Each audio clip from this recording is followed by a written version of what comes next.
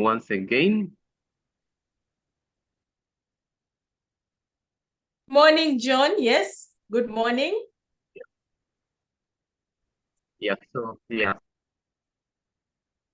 so we are basically going to talk about the role of standards in growth, compliance, and excellence of SMEs. Okay, so that is our topic for today's lecture. So my name is John Kyazze. I work at Uganda National Bureau of Standards. My job is to develop standards, but also some way to guide how they can be implemented in businesses. So let me just jump straight away to the presentation itself. So can everybody see this slide? Yes, I can see the slides, John. Okay, let me everybody sees them. Yes, Now, we have to tell you what standards are. And today, basically, what they are to, okay. What they are, I'm going to speak about what are standards. So, in a very simple way, standards basically provide requirements, but also specifications. They also give guidelines or characteristics to consistently ensure that either material, product, process, or service is fit for its purpose or they're fit for their purpose. So that is the simple definition. Covers the requirements, specifications, guidelines. It should be consistent. Now, when we speak about specifications like products, let me say drinking water, or let me say tomatoes, let me say materials like cement, or anything that is a product, or even beans, or even let's say services. Oh, here, in terms of specifications, these are a set of rules and conditions for products. You can also say services and that are defined, measured, or tested. Of course, for a product, we can know that it can be tested, but even services can be measured, as we shall some way, somehow see, but services can be measured. Let me give you an example of time. If I sit maybe in a restaurant and I'm waiting for something, I know the turnaround time is like 5 minutes, and then you come after that. That's measurable, but it's a service and I'm not touching it. So the other part of it is a requirement. Requirement is a necessity or prerequisite or something that is obligatory. That means it is something that has to be fulfilled in a more or less mandatory or in a compulsory way. It's like a law or regulation. Now, when we come to guidelines, let's speak about guidelines. If we have like guidelines, let me say for a business to do something, maybe in business development, guidelines are basically designed to streamline certain processes according to what is the best practices. Let me give you an example. Today we are developing standards for business development services, and they are to guide BDS providers, but also they are to guide them on how to develop capacity. They call a code of practice. These are like best practices. You may be doing a business, but there are certain practices that are required. This can be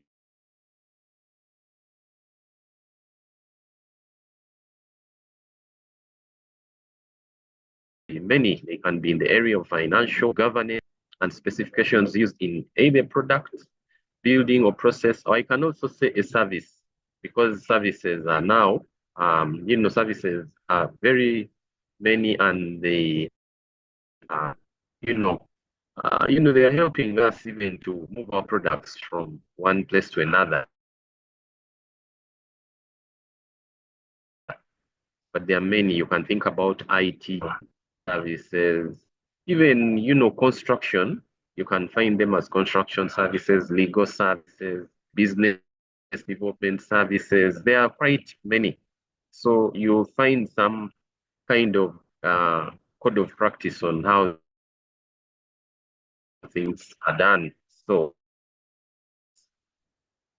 what are they to MSMEs or SMEs? Now, why are they important for an SME?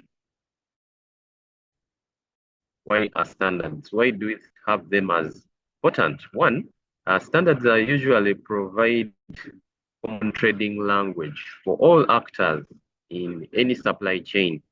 You'll find that the way you would find a service, a standard will define a service and how the service should be.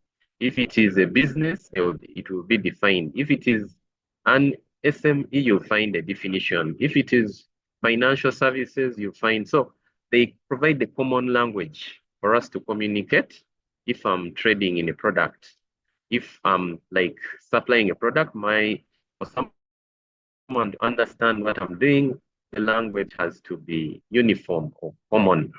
And the other one, they avoid bad quality products, but I can also say services, because products, we know them, they are tested, measured, but also like services. If I give you an example, if I'm seated somewhere and the way they can be of bad quality. So, and that's like products. They guide either SMEs or MSMEs to meet market requirements. Let me say market requirements. They can be for here, local, in a country where we are in Uganda here. If I'm doing business as I'm an MSME or SME, okay, they can guide me. If I'm exporting, I will have to understand requirements where I'm exporting. Those requirements are basically enshrined in standards for either a product or service. The other one, they build trust and confidence in product services. How does this happen? This can be through, certification, standards. So be confident and they will have trust, because standards, the product or service has been subject to standards, but also you'll find that there is something to show. For instance, here, when we export products, we issue a quality mark on standards, or you can get, like, let's say, management system standards like ISO 9000. You have a management system and someone trusts you. They know you you deliver quality. The other issue is that they encourage high quality production. How do they encourage high quality production? Let me say you are in production like an MSME, and your staff, you have to protect them so that they don't get sick. You give them the necessary personal protective equipment, but also, you basically manage them well. They participate in also a product that is, like I said, meeting. There will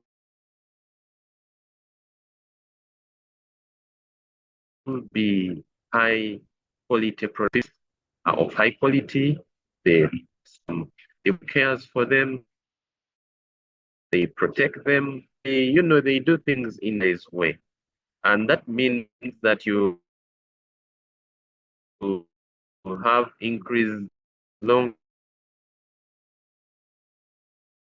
as you are seen. The other bit of it, standards help SMEs not to find technical barriers. They remove technical barriers. How? Like I said, they set requirements, and these are minimum requirements for, for any product to be traded. But also, let me say here in a region where you want to access markets, we do have what they call harmonized standards. They are harmonized. What does it mean? You find a standard. We have here is the same as a standard in Kenya. It's the same as a standard in Rwanda. So by the time you're exporting your product, it's already a harmonized East African standard. It's just the same. The requirements are the same. They're minimum for you to basically subject your product to testing. And they also ensure fair competition. How? If I have poor quality products and someone has good quality products, of course, the one with good quality product will have to get a fair competition under normal circumstances. If there is someone who sells poor quality products, then that has to be dealt with. That's where we find compliance enforcement coming in. So here I can say standards make market access easier, like I've said, in particular for SMEs. They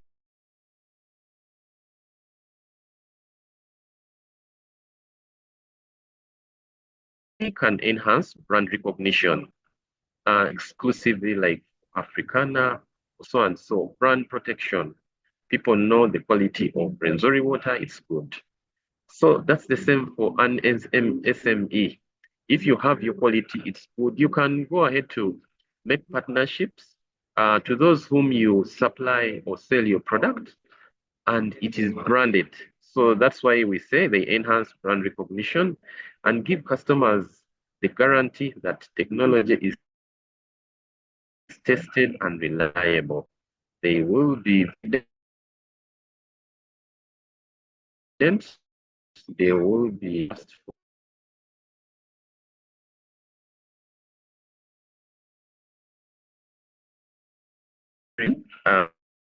This is part in cost me or my company and my livelihood.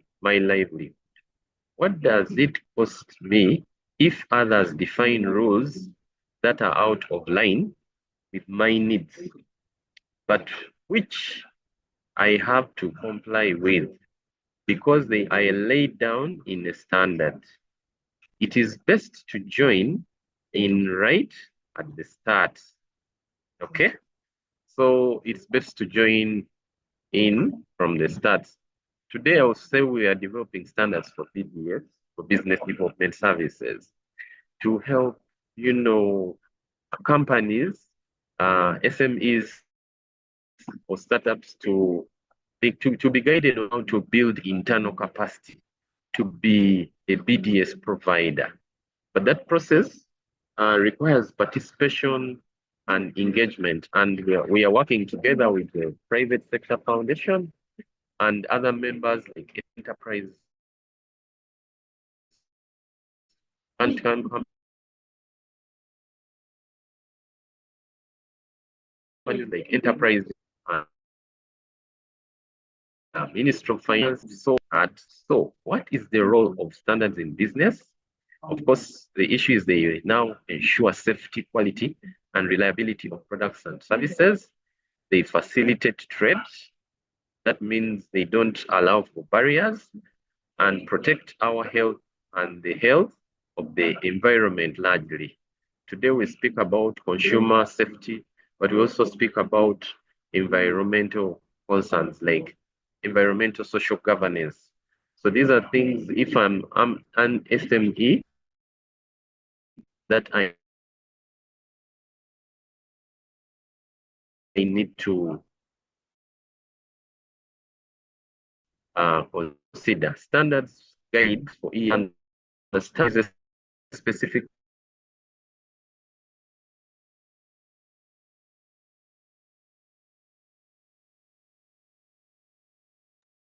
Hello, John.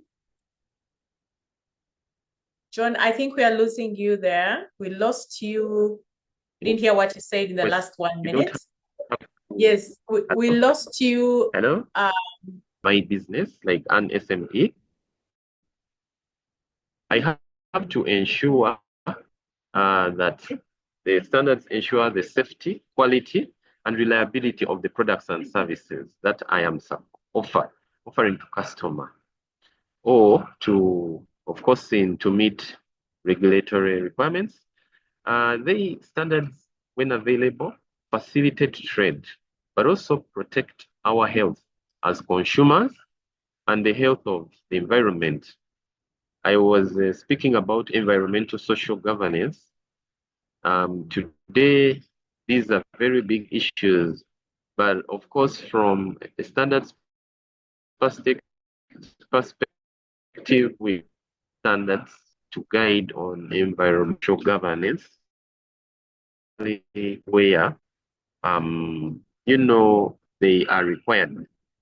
Now, for businesses, standards improve systems, okay, within my organization as an SME, but also processes. Let me say processes. Like you have, for instance, in your organization, you have like processes can be related to maybe like a department or like procurement or anything or operations.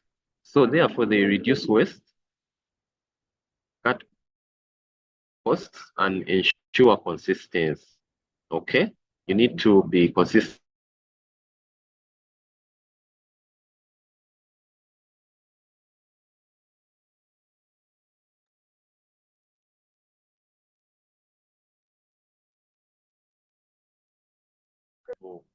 This have talked about it. We need they have already presented this.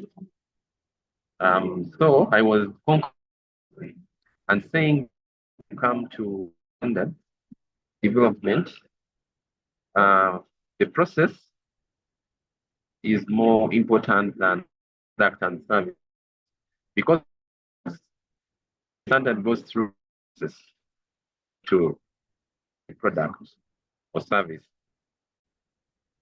Does that mean if it is a standard, the product has to be through a process, what they call technical committee. So for us, we usually say the process is more important because where really engage SMEs and other stakeholders in a kind of a technical committee. So, and not the product service. So, let's say that there, books are also standards are developed. That's why we say standard development.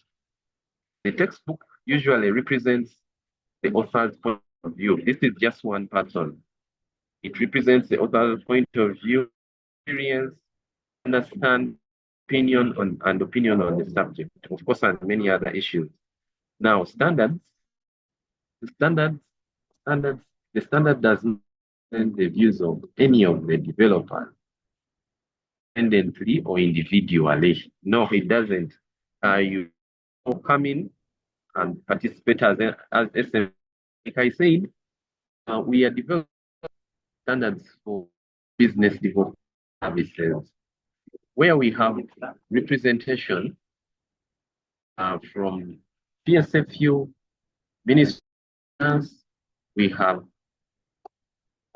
MS representation, like Federation of Small and Medium Enterprises, we have Enterprise Uganda, and we also have other institutions. So what happened with this standard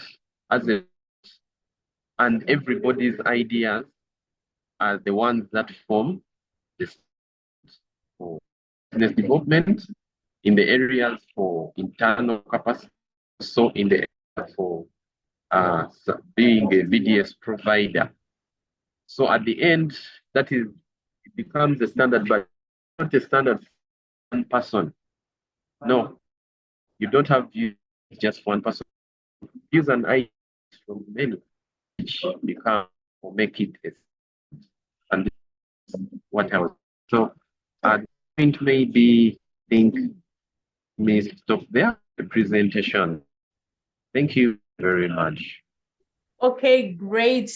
John, thank you so much for the presentation, and apologies for the interruption. But since you are here, I'm sure we'll be able to exhaust everything in the time that we have left. This is the Business Recovery Series with Enterprise Uganda. We are talking about standards in business, and we have Mr. John Kyazze from UNBS, and UNBS is Uganda National Bureau of Standards. Did I get that right, John? It's right. Yes. Okay, great. Now we have questions in the chat. If you have a question for John, please write in the chat or put up your hand. We'll be able to take it. So my first question to you, John, do hotels have standards? Someone was asking here. Do what? Okay, tell us. That was someone is called iPhone. I wish we knew what your name is. Do hotel owners also register for UNBS certificates? Yeah. What's happening? What happens? Hotels? Of course, we don't rate, but say we standards. Right now, we in development standards basically for instance grading of facilities. Facilities are hotels, and so forth.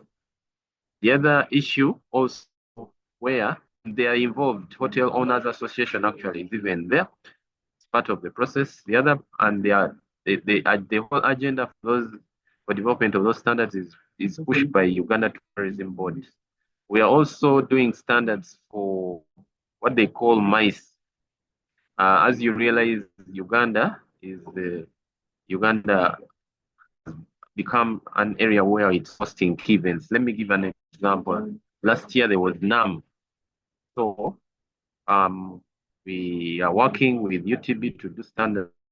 MICE means meet incentives, conference, and actions, something like that. So we are we are working together. We don't regulate area, we only give Uganda Tourism as a regular, or the Ministry of Tourism, Wildlife, and Antiquities who have the quality assurance framework. Thank you. Let me hope I've clarified. Okay. Yes, we got that right about tourism. You work with UTB, Uganda Tourism Board, to be able to regulate the meetings that happen in hotels. And I'm sure even UTB has their own standards. Yeah, but I'm happy that now you're working for standardization for the tourism sector. Now, John, I'll also want to ask you when do these standards get implemented and how do you do it? Let's talk about the when and the how. Okay. Now, standards usually, first of all, when we develop standards, I didn't want really to take you through, we follow what they call principles and procedures. These principles and procedures, they are based on what they call the World Trade Organization, sanitary, phytosanitary, and technical barrier to trade agreement. That's an international agreement. You know, Uganda is the signatory of WTO. So under that agreement, there is a code of practice for development of standards. We follow and their principles that we adhere to, like for instance, stakeholder engagement, consultation. We look at what they called due process, For instance, how did it go? We look at appeals, if there someone complains, and so on and so forth. So once that process has gone, standard goes through stages. It can start what they call a working draft. And then after a working draft, we take it to a committee draft. In a committee draft is where we take it to a technical committee and discussions are held. Once discussions are finalized from a committee draft, the committee pronounces that the standard goes for public review. You know, standard is also like a kind of like a regulation or law. So when it goes for public review, you're moving it just from a smaller group of people to many, just like we're doing for business development services. Now, after that stage, it becomes a final draft Uganda standard. A final draft Uganda standard is now ready for approval, and it is approved. They're usually approved by our National Standards Council. And then they become what they call Uganda standard. Now, standards are of two types. They're what they call voluntary standards, and then what they call compulsory or mandatory standards. Voluntary standards are standards that are not under any law or required by any law. Let me give you an example. If you come up with a guideline in any area, a guideline may not be compulsory standard. It is just there are issues in a sector. Like, let me give you an example. In the area of environment, we have some guidelines to guide like those who are involved in what they call environmental impact assessment or practitioners. Now, that is voluntary. Now, there are standards that are also by law that are for mandatory application or compulsory. Those usually come when there is a regulation or what they call a technical regulation. Let me give you like, for instance, UTB.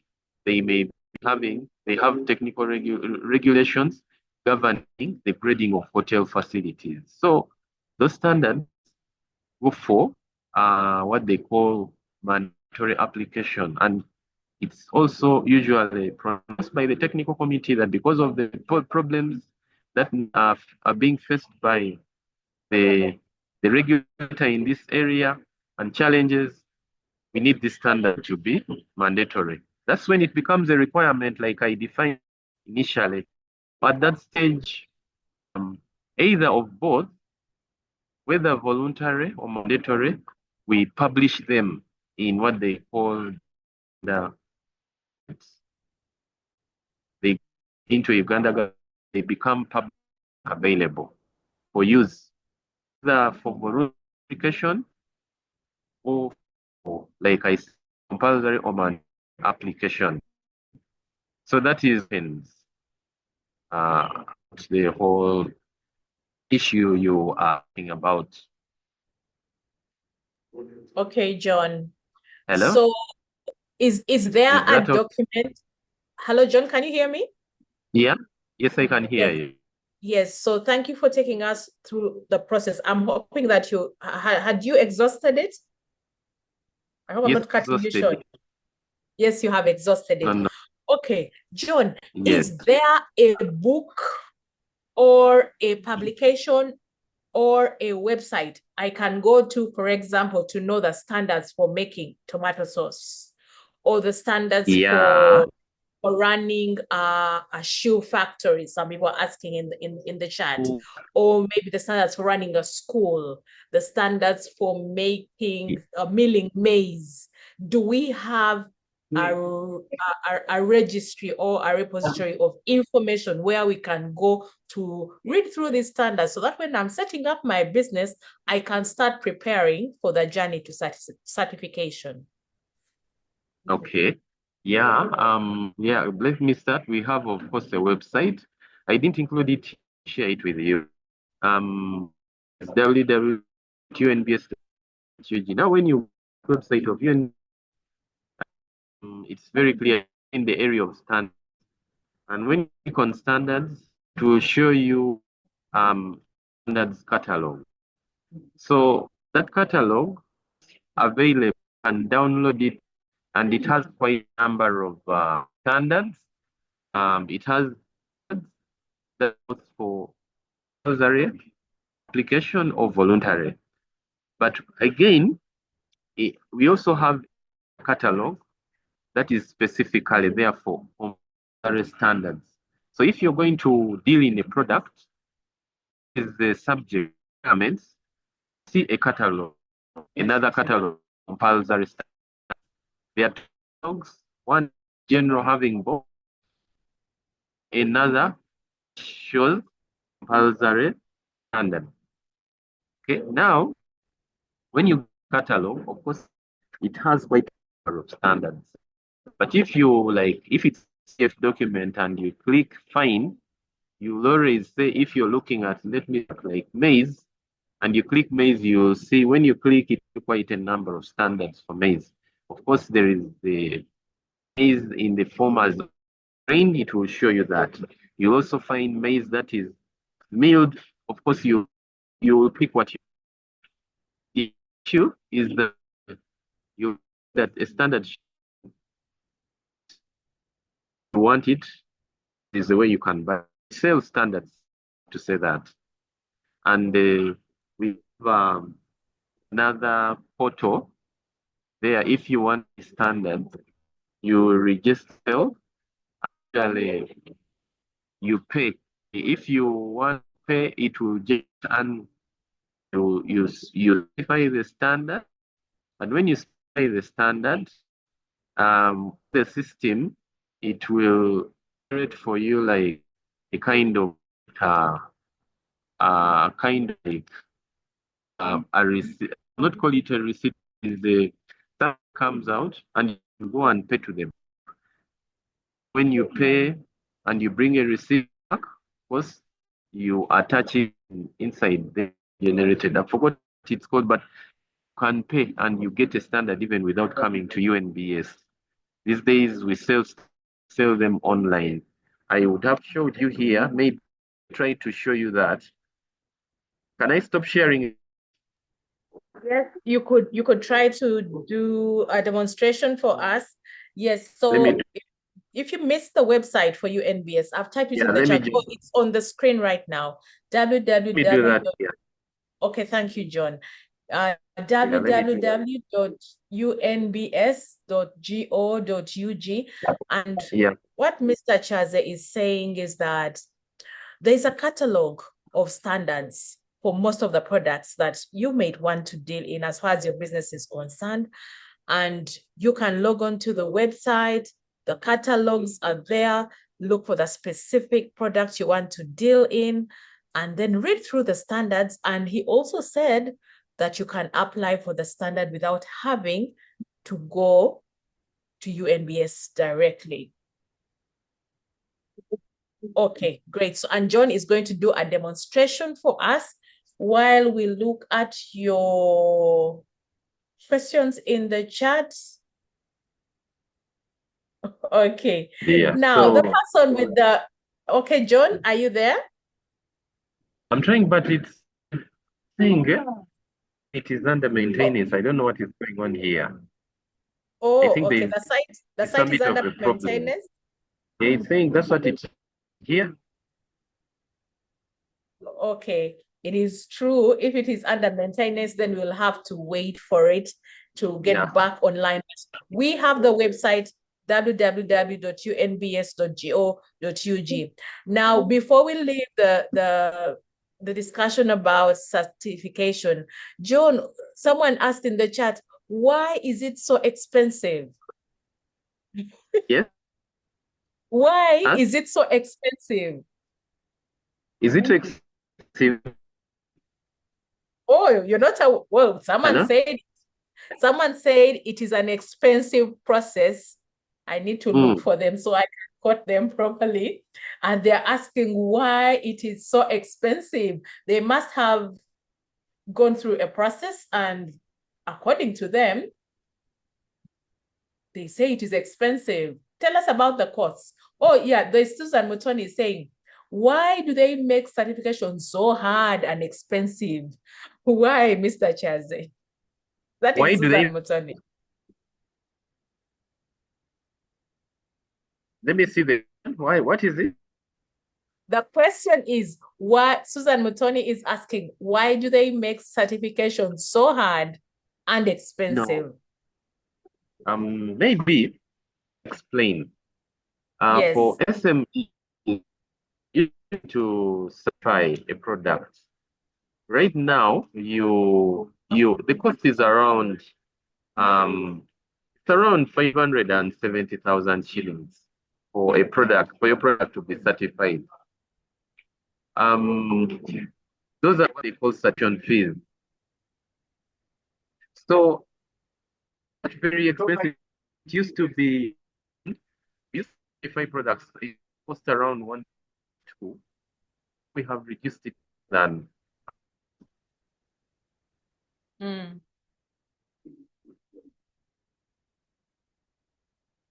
Hello, John. John, can you hear me? Okay. to be expensive. But then Okay. what government did, and they advised us to reduce the cost as much as possible for people able to do certification. Now, let me say you want to get a quality mark for a product as an SME. Let me say like now the costs you pay for second, it's around 170 and shillings. Okay, How much is that, John? What did you say? 170,000? five 570. 570. Yeah, we reduced it as low as that. Oh, However, okay, it's not low. um, yes, we reduced. Maybe the other part of it is just your product. Yes. Okay, is the cost that you incur yourself. But Mm. as UNBS, we have tried as much as possible to subsidize issue. It used to be Mm. around that cost used to be around 1.5 actually. We used Mm. to take it to that category. For SMEs or MSMEs, we reduced it so much low. It's the companies that Mm. I pay around 1 million, 1.1 if they Mm. want to certify their product. Okay. However, what I have to also add is that when you are of course, trying to get your product certified, of course, there are issues maybe that you take some of your fund, your money. Let me give an example. Here we are talking about when you are like, of course, setting uh, up with a system. Sometimes it takes it's a cost, but that's not so much.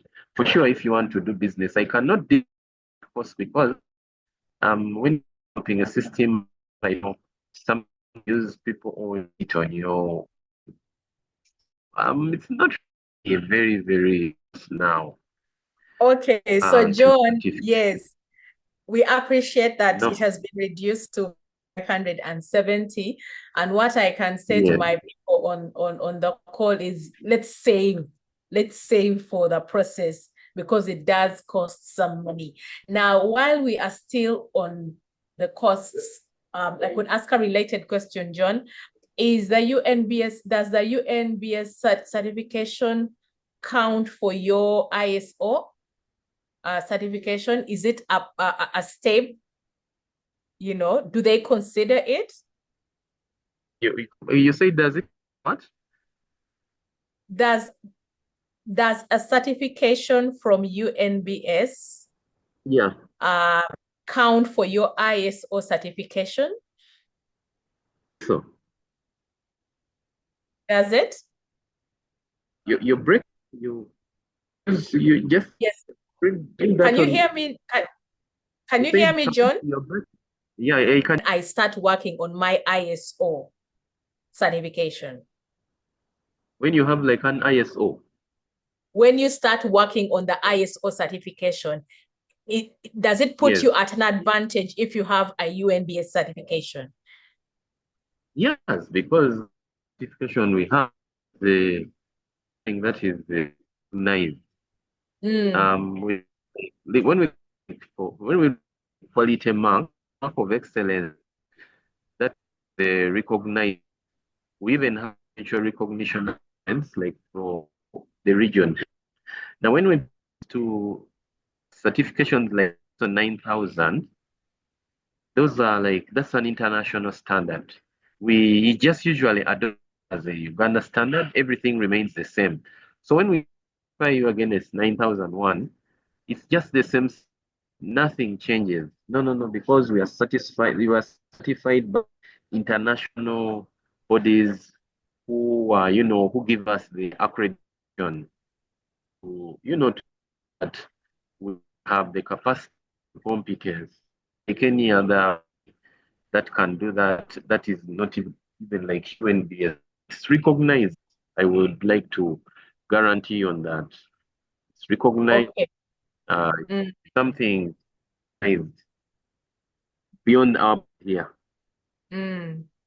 Okay, great. So, Ruth Nachito, let's hear your question.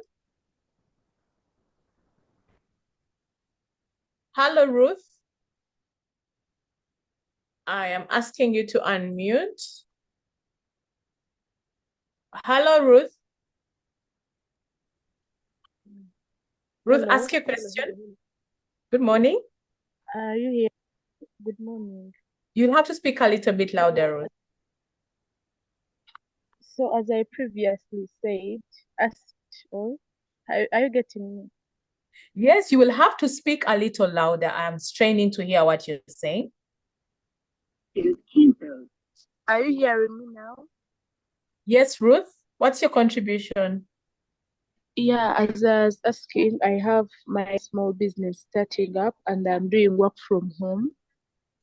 And since it is chemical, chemical related, I have been trying to find out how I can get the UNBS stamp on my product, and I have really failed for wherever they have sent me. I have not gotten any help. So I would like Mr. John to kindly help me list for me how I should go about it, the whole procedure. Is work from home allowed, or I need to get another place? How am I going to process this? Because I have really tried out since it's like 1.5 years now, and I'm not getting any help from anywhere. Okay, sorry about that, Ruth. Mr. Kyazze had gone through the process of certification. Is there anything you want to add to that, Mr. Kyazze? Now let me say something. If I'm a small business and I want that production, uh, there, say what production I'm doing in the area of food. Food has issues that are related to safety, issues that are related to hygiene. So you need to think about good manufacturing practices. You need to think about good hygiene practices. Of course, food, the problem with food, you can either to consumer either through either poisoning or infection or something. So it brings in the aspect of food safety. Now, when I'm to start, let me say, of yogurt or soya milk or maybe milk or anything, I have to have a facility. How small it is, I need to separate production from storage, packaging, to have to reorganize. You see, you can have what they call contamination. I need to ensure that the places of convenience are not in any way in contact with the food. There has to be a lot of hygiene. So um, those are requirements for good manufacturing practices, good hygiene practices. there are standards for, of course, that provide for when you come to the standard that will give you the requirements. You see those requirements and they are bringing them that the levels of this should not exist. They should be not this, like that, like that. So basically, I don't know why there has been a from her side. Probably there are certain things they told you to do and you're not, or there could be delays from us of challenges, but you cannot someone in more 1 or 2 or 3 years and UNBS has on them either UNBS either. I don't know. I just need to find out. But if there are certain things they had told you to work on, like to come up with a kind of a system, like how do you deal with the product that is non-conforming?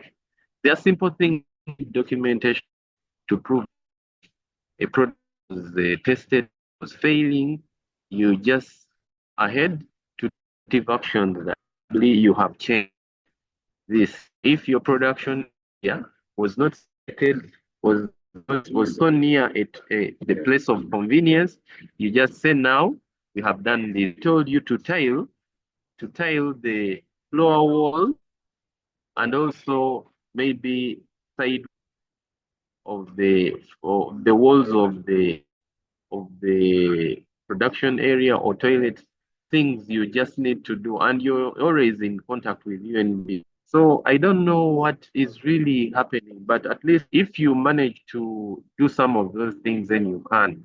Let's look at another person who is manufacturing, like say grout that is used for healing.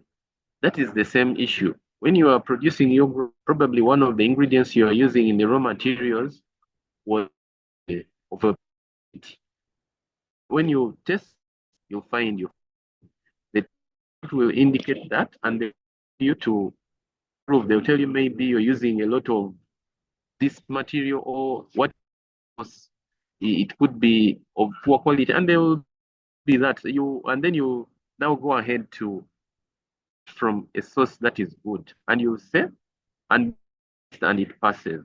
They'll ask you what corrective action did you take, and you say from the previous my product was failed because of this, but we have taken measures to get a good raw material.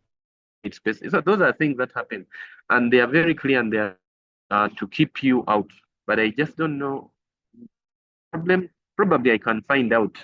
She will me her details. Yes. Can try to find out.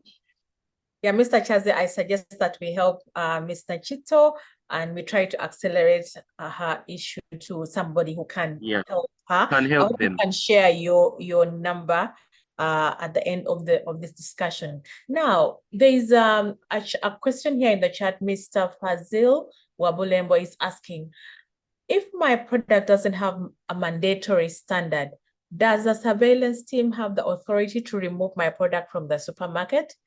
And have the supermarkets been notified on this? No. Have you experienced no. They don't have a right? No, sir. Unless they are serious complaints, but usually surveillance to enforce based on also compulsory standards. If there are no compulsory standards, you product to the shelf and your product is doing well, then and confiscate it. They usually work where they are compulsory, where those standards are certifiable. If there is no, unless it is something else, I don't think so. They are not supposed to take a product unless there are complaints, maybe consumer complaints. But usually for products without standards, you usually don't have someone enforcing them. Because remember, if you have, let me give you a scenario. If a product is certifiable and it's on there and you've not certified it, of course, what my colleagues do, they will have to tell you that your product to ensure that it's certified. They'll do to that end. See that you it against so that it can have access to the market. Unless there is a consumer complaint, a serious one, then that is when surveillance will those measures. But the surveillance or enforcement basis on comparative standards. That's what I can say. Okay. John, now that we are here talking about products being removed from the market, talk to us about this issue of shelled groundnuts and the recent discussion and some news that we have read that there might be a ban on shelled groundnuts. What is happening? Okay. There is a discussion that has been around for a couple of days about shelled groundnuts. Yeah. Unshelled groundnuts. Give us the details. Well, I don't. What is the story about the groundnuts and standards? I don't. I just saw the other time that the issue and he gave a directive, no more boiled shelled, I think, groundnut. But like I've been saying, food, where you do food, the issues safety. So we really need to be very, very careful when we are going to production that we have safe food. I don't have those details at hand. I will have to tell you, but from a broader perspective, GNATs are food, and when you look at food safety, you look at contaminants. Contaminants can be as a result of the materials used to produce them. And when we look at contaminants, we look at things chemicals, we look at like heavy metal, we look at things that are like from biological source and they can harm. So look at the radiology. So sometimes if these processors or GNATs, the ones that are boiled, if they are using raw materials that cause contamination of GNATs, that is a very, very, very big issue. So to be mindful of food safety. That's what I can say, but I have not yet read that story in detail. I just saw it, but I've not yet given it a big one. I cannot review it. Yes, so I actually thought that by the time the president makes these remarks, the people at UNBS would know about it. I think it's going to become a very contentious discussion or issue in the next couple of. Yeah, probably when we come back the next time, I should give more information and guidance on that, because that's very important to SMEs or any other one in production of GNATs of all types.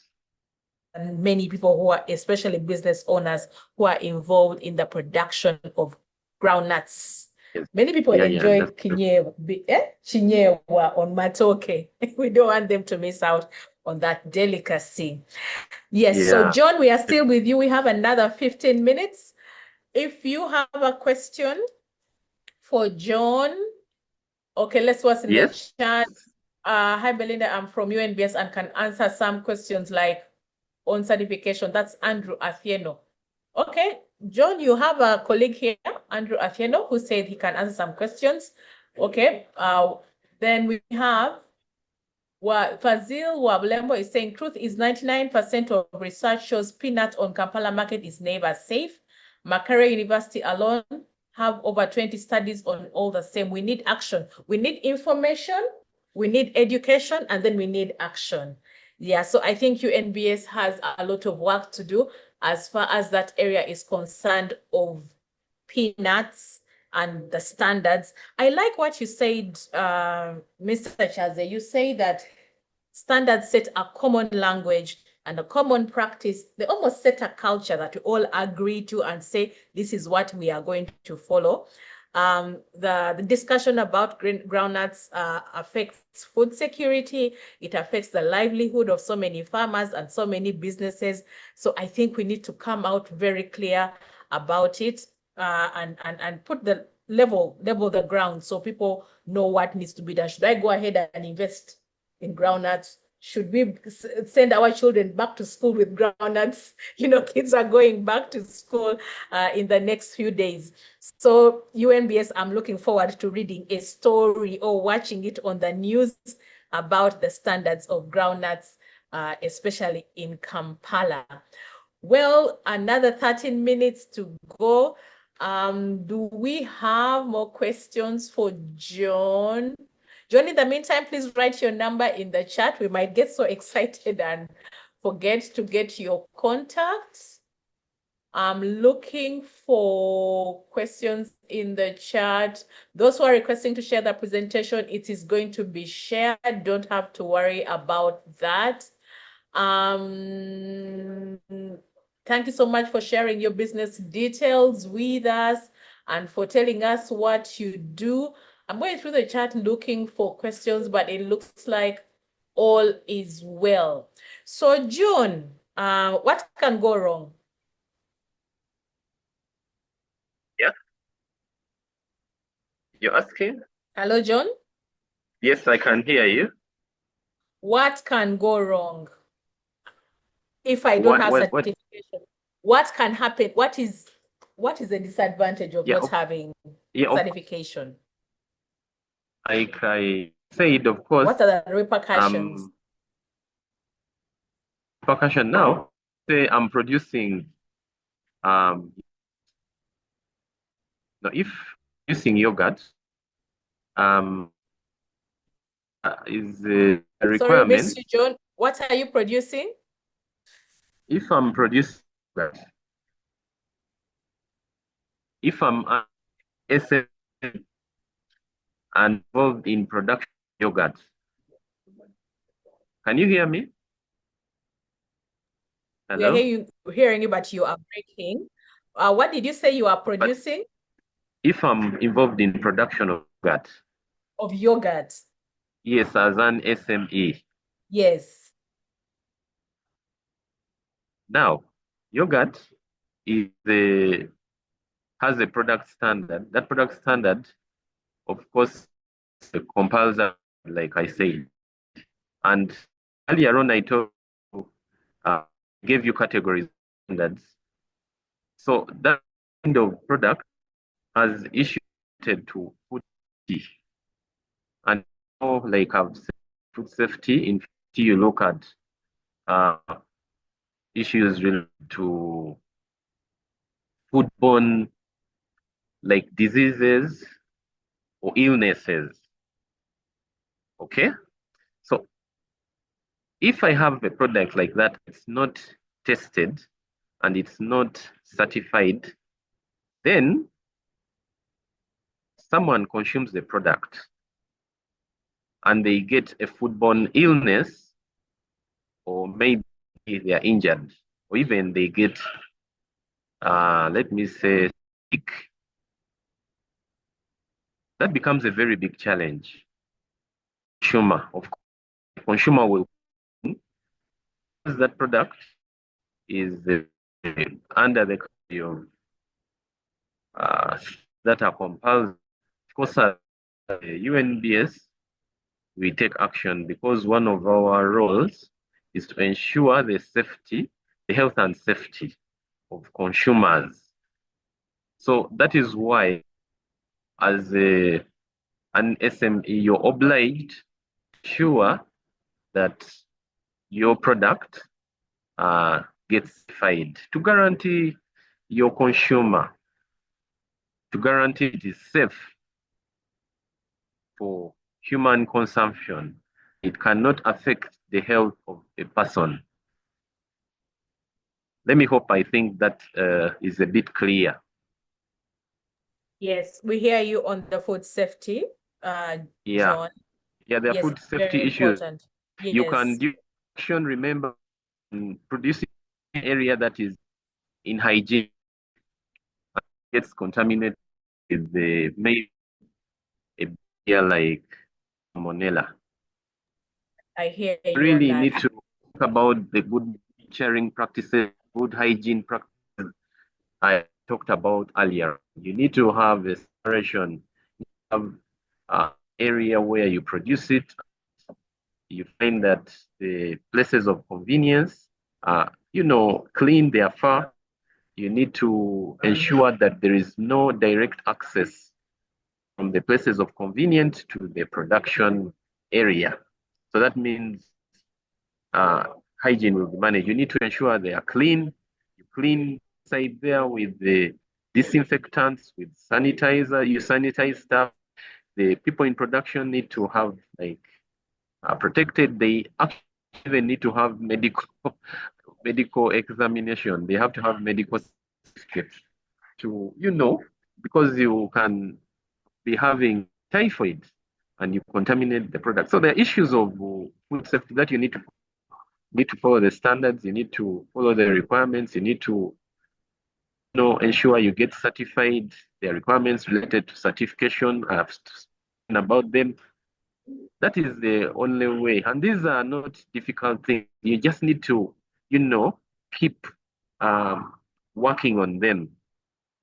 There are people friends I've seen really serious and they do the things like friends who go into production, who go into business, and they work for even you this business.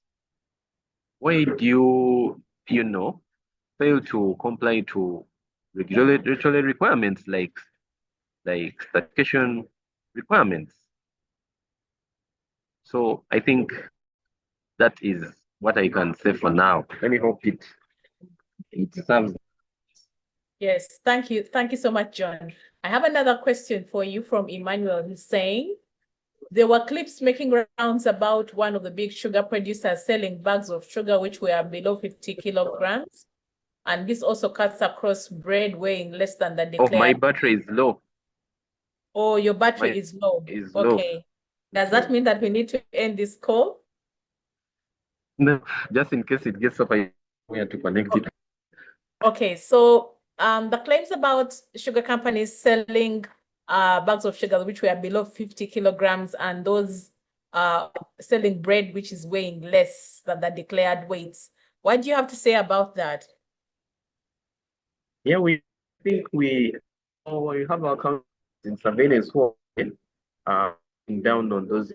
I think you have cases there that have been reported and surveyed. So they are trying to put order. They're trying to ensure that people do the correct thing. They may not really go into so much of those details, but they are already activities in that area to ensure that people do the right thing. They do not cheat in terms of weight measurements. Okay.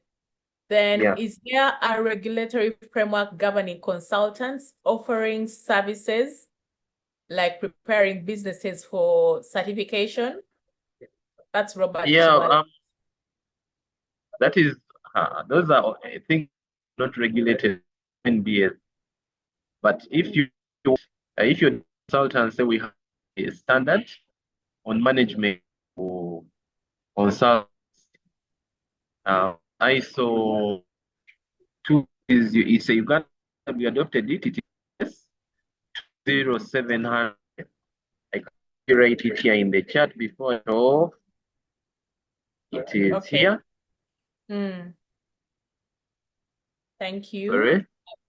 US 20700 management of something. Okay. Around the catalog. Going to get off the. Okay. Thank you, John. Does certification need renewal? Does it expire? Okay. If we have lost John, I'm going to ask Mr. Andrew Othieno if you can log on and let's finish the call. Andrew? Hello, Mr. Andrew Othieno. Okay, there you are. I'm unmuting your microphone. Mr. Andrew Othieno, please unmute your mic. Hello, Okay. Andrew. Hello. Yes, Welcome. I'm unmuted. Thank you very much. Yes, Just welcome. very Let's quickly. finish the call. Yes, I know you are time bad. yeah, we have about 3 minutes. Does certification expire? Yes, it does. Currently, our certification the certification permit is valid for 1 year because that is how it is written in our law. We are amending our law, but because we are thinking of making it at least 3 years for the duration of the certification permit, because we also have an administrative burden to keep going into the renewal process. But we are also trying to think out of the box. We are moving out of that old-fashioned way, and we are going into what we are calling digital conformity stamps or digital conformity marks. Now, what this means is that those who are certified will be paying for a special stamp that they will be putting on each unit of what they are producing. Say you are producing JIC. Somebody was running on the name of JIC. Say you are producing JIC. Now, for each bottle of JIC that you produce, you will have to buy 1 stamp. What is the cost of that stamp? That stamp is 21 shillings, 21 Uganda shillings. So if, for example, you are an MSME, you are producing 1,000 units per month, which is pretty good, I would think. How much are you going to pay per month? That is 21,000 Uganda shillings. If you are consistent and you are producing every month for the entire year, it comes to 252,000 Uganda shillings per unit of production. So this is going to be flexible because you decide you may only produce for 3 months and then rest for 2 months and then come back and produce for another 2 months. So you only buy the number of stamps based on the number of units you are projecting to produce. So in this way, there's a lot of flexibility and it drives down the cost, particularly for MSMEs. We have gone far in having this developed. The only challenge is the big players like the Coca-Colas, the Pepsi-Colas, who are producing millions of units of bottles. At this rate, 21 shillings per unit, their costs are going to skyrocket. So the MSMEs are happy and dancing. The big players are saying, no, hold on. So we are discussing a cap for the big players. We are going to have a cap in what they will pay. But I think this is going to address the perceived high cost of certification in the near to medium term. Okay, Andrew, you just threw a spanner in the works of certification right at the end of our discussion. We may have to call you back to explain this proposal. I think you need to. You need to. We need to for call you MSMEs. back. Yes, because now I'm thinking if I paid my 21 shilling, okay, if I buy a product that has a UNBS stamp and it is, counterfeit, can I take someone to court? Those are questions that came up in my mind. But let's not go into that right now. Yeah. I would like you, Andrew, to wrap up this discussion for our listeners and give us contacts that we can call. Give us one person that all of us who have been on this call are going to call and have all our certification issues sorted at UNBS.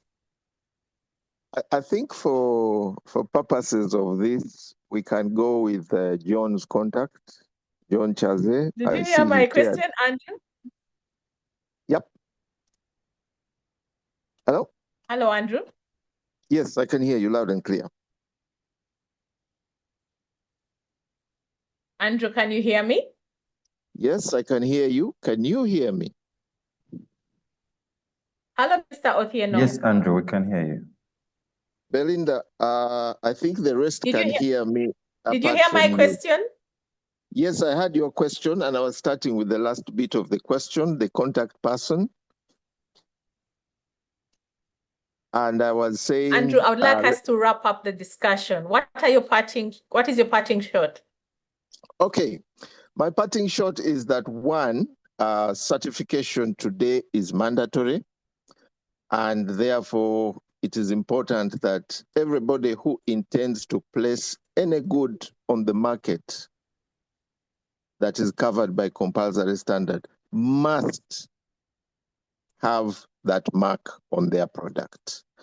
The market surveillance department that has been a bit quiet in the last couple of years is now going to start serious operations. So it's important that before you place any of your goods on the market, they must be certified because it is mandatory. Two, we are easing the process and the costs of certification. And I believe we said we'll discuss this at the next get together because there's a lot there and there'll be a lot of questions, but what is being rolled out is going to advantage the MSMEs tremendously. Three, standards provide the minimum requirements. When somebody hears the word standard, they always think, this is way up there. But actually, standards, we provide the minimum safety quality requirements. If you want to play above the standard, well and good. But you cannot play below the standard because the safety of the public, the protection of the environment are very key. And finally, you are business people.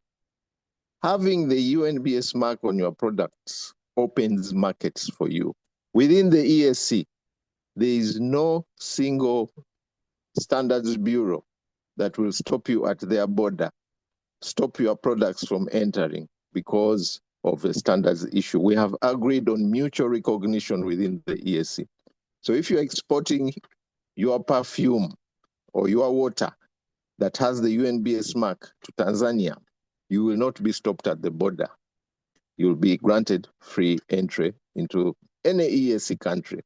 This is now being rolled out at the African level under the Africa Continental Free Trade Area Agreement, where we are going to have African standards, which we are already developing to support certification so that you get one certificate, one mark, one market. So you'll be able to export your products to West Africa, to South Africa, to wherever, Ethiopia, without anyone stopping you. So standards promote trade. They are a trade facilitator because they ensure that the people on the other side of the fence have confidence that your product is safe and fit for purpose. Thank you very much. Okay. Andrew, please give us a contact of someone at UNBS that we can call if we have questions or if we need help. Okay, I will type that in the chat. I would like to thank Mr. Andrew Otieno and Mr. John Kyazze, who was here before. It's so sad that his phone went off and he wasn't able to close the call, but Andrew was here to do that for him. Talk about teamwork, such a great thing. Thank you so much for sharing your knowledge with us. I hope you have learned something. I now know that in the very near future, there are going to be some changes in certification, especially for small and medium enterprises. So please look out for that to make sure that you are not below standard, just like Andrew has said. Thank you so much for joining us this morning. My name is Belinda Namtevi, and it's been the Business Recovery Series with Enterprise Uganda. Start off your business right this year. Get your standards done right. Andrew must have given us a contact of someone at UNBS that we can call. Andrew, we are waiting for that contact. I personally haven't seen it